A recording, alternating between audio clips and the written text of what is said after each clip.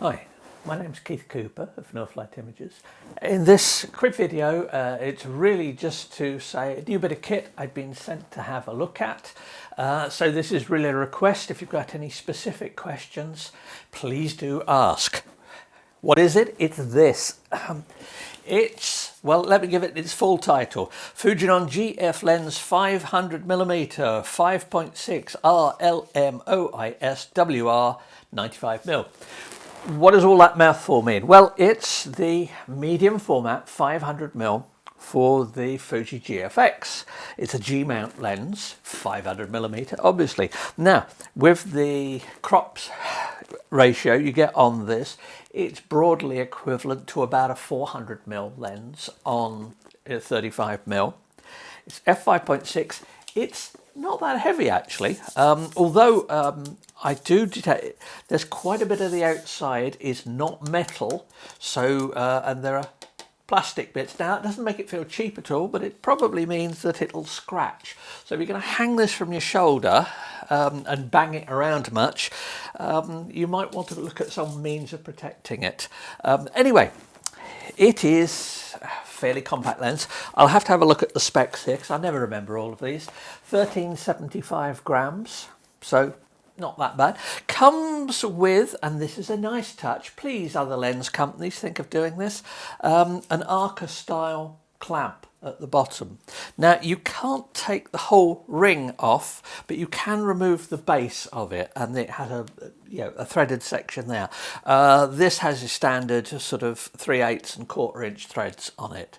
Now you may wonder, why is Keith, an architectural and industrial photographer, looking at a 500mm lens? It gets better.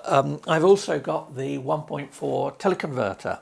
Now that takes this to about 700, well, takes it to 700 millimeters, drops it to f8, and it gives you about getting on for 500 millimeter in 35mm equivalent. So yeah, quite a long lens. As I said, why am I looking at this? Well, I'll be honest with you. Fujifilm contacted me. I've tested a lot of their lenses. I use some of their stuff, particularly the tilt shift lenses. And they said, we've got one spare at the moment. Would you like to borrow it for a bit and have a go with it? Well, why wouldn't you? If you're thinking, how is Keith going to test this? Well, I'm going to take it out. I'm going to try some bits and pieces. I am not a nature photographer. I am not a sports photographer. Most lenses I use are manual focus, so I'm going to be playing around with the autofocus settings of this. Now, the autofocus on this is probably nowhere near as sharp as the EOS R5 I got recently, but I got that for other things as well. I use this mostly on manual. In fact, with the sensor on it, you can get away with using manual and alter things in post-processing. Quality-wise, well, I said that alphabet soup at the start of it in its name.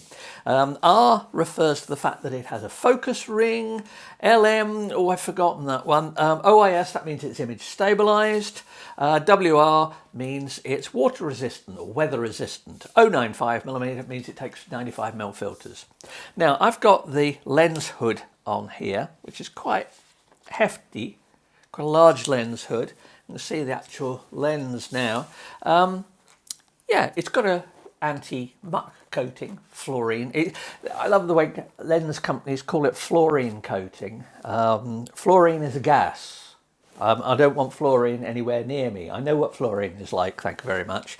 So it must be some fluorine compound in it, but that's what they call it. But anyway, it's nice. If you use this is a little sort of little window in it, so that if you're using a polarizer on it, you can get in and adjust it without having to stick your hand in and do everything like that. But so it's a nice one. It has 4 buttons around the end of the lens.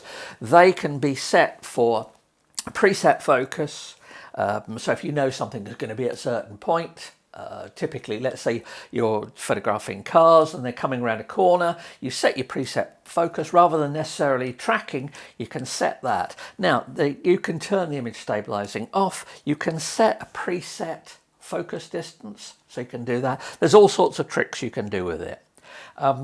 I will not pretend to be the person who's going to come back with wonderful racing car, bird, animal photos and things like that. It's not what I do. I mean, this be fun trying, but you know, let's be realistic about it. I'm an architectural industrial photographer. Buildings don't move that much. I got this for its resolution, not its autofocus performance, which this is a GFX 100S. This is mine.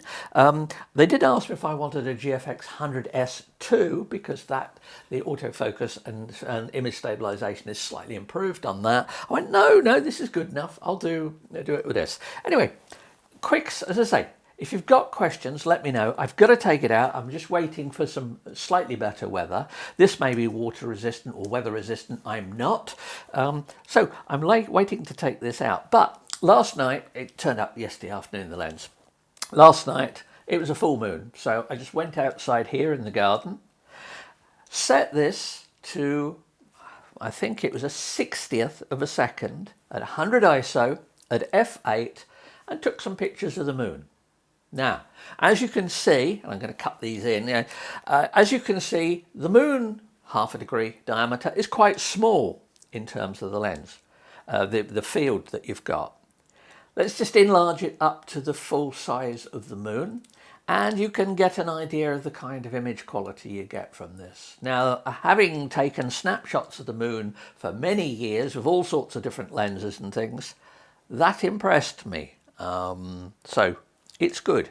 But anyway, I'll be taking it out doing a bit more than that. So any questions, they're welcome. Just don't ask me, to go somewhere and sort of spend hours in a hedge waiting for birds and things like that. That has absolutely no interest for me. I'm sorry about that. But then again, I know I take photographs of buildings, and I know many people would have absolutely no interest in that either. It's about what you do. Anyway, thank you, Fuji. I will give it a bit of a go. Thanks.